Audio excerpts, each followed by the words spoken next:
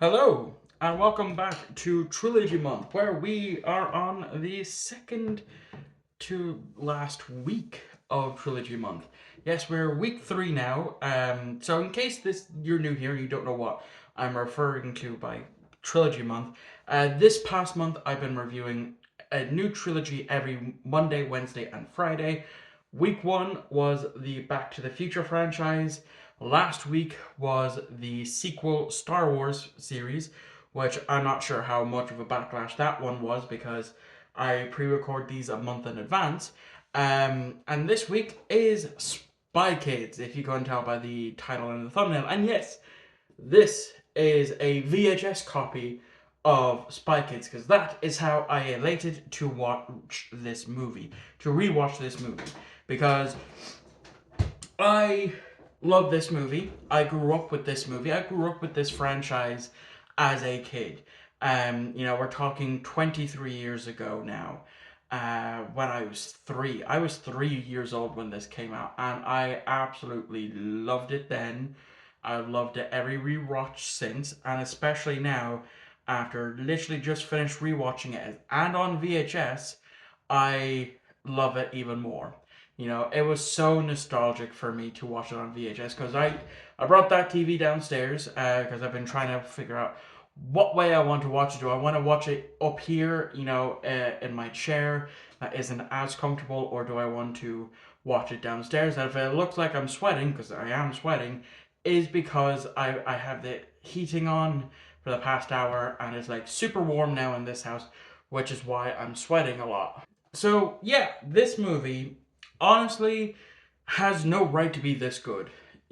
Every single person attached to this film is absolutely amazing. The two kids that play Carmen and Judy Cortez, absolutely amazing considering the fact that the actor who plays Junie is now married to Megan Trainor, the musician, which I know still blows a lot of people's minds when they find that out, and they have a kid as well that is the spitting image of the father, obviously. And this is a franchise that is well loved by millennials and early Gen Z that grew up with this film. You have Antonio Banderas playing the father of Gregorio Cortez.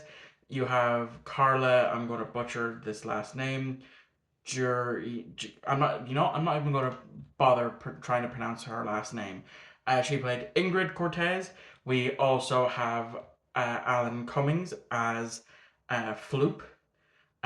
We have, like I said, the George Clooney as the president. Like the list of A-list celebrities, or is as well. We have Machete played by Danny Trejo. And fun fact that I did not know about this, but they do exist some Machete films that actually takes place in the Spy Kids universe, but a lot more dark and gritty and a lot more violent. So I've heard. I haven't actually watched any of the Machete trilogy, but I probably will now, just to see how it all ties in. What Machete got up to, um, in between before this movie. Before we get to where he's at in Spy Kids 1. Um, but yeah, the plot is all right. It's basically your average spy movie. Um, some higher ups have gone kidnapped, so they had to bring Gregorio and Ingrid out of retirement. They end up getting captured. Junie and Carmen, who know nothing about their previous lives as spies, get the bombshell that, oh wait, our family is actually spies. So now we have to become spies in order to save them. Even Cheech from Cheech and Chong, or is it Chong? I forget. One of them is in this, playing one of the fake uncles. So that's again another big star power from that. And it's fun. I definitely caught more things than I would have as a kid. Obviously, the way Ingrid whispers into Gregorio's ear in order to allow her to join. Definitely whispered a lot of dirty things there that Gregorio just could not resist, and I don't blame him. The actress who plays Ingrid Cortez is a very attractive woman. So he was powerless to resist. The just Like I said, I loved every part of this movie, and it was so nostalgic. But watching it on VHS, because it brought back so many memories that I just forgot about. Like I remember being out uh, in my granny and granddad's where I used to live for a while as a kid, which is obviously how I probably got introduced to this. Where my cousin, the eldest cousin, and my other cousin, she tried to. We were playing Spy Kids essentially, where we had to do training in order to become a Spy Kid. One of them was climb up a tree. It was a dead tree. It wasn't all that like big or anything, but I got up to a certain point, and that disqualified me apparently in the game, um, which I was upset. I remember being upset about. As well, just finally watching using the VHS player, because I've had this thing since March, and the most I've really done with that VHS player is whenever I get new tapes in, I test them, and if they need to be rewound, I rewind them, and that's it. So this trilogy month, this week and next week, is actually giving me an excuse to actually watch one movie on that VHS player. The final week for trilogy month will be the Spider-Man movies, the Sam Raimi Spider-Man movies, which I have the first one on VHS. I do already have it on Blu-ray. I only have the second one on Blu-ray.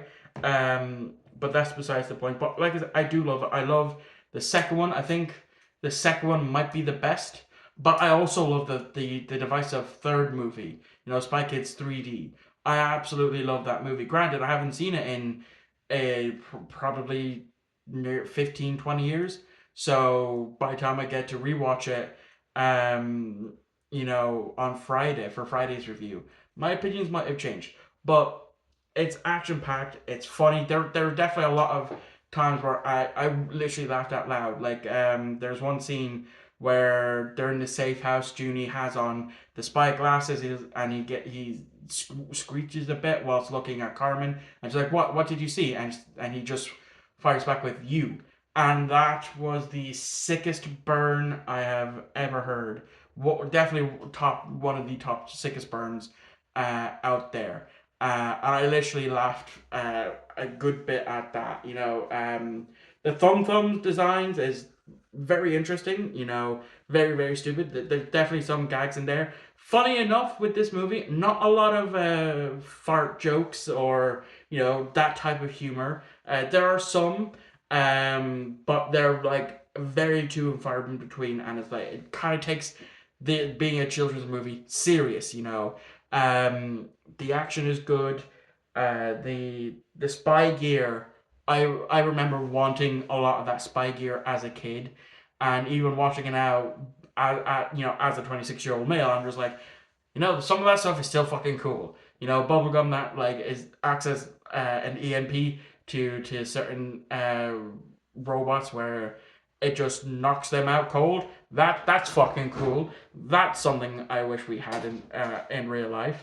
Um, but yeah, like I said, I absolutely love this movie. I'm really glad that I've watched it now after again 15, 20 years, and especially that I watched it on VHS, because that has brought back a lot of memories, because I watched a lot of VHS in here in this very room, because this used to be my bedroom growing up, and yeah, I'm happy to have done it, and that is going to wrap up this review. Hopefully, YouTube does not flag this as for made for kids, um, but yeah, so I will hopefully see you all on Wednesday for my review of Spy Kids 2. And if you've seen this movie, let me know what you thought of it in the comments down below. And as I said, I shall see you all on Wednesday for another brand new upload, which of course will be for Spy Kids 2. I'll catch you all on the next upload.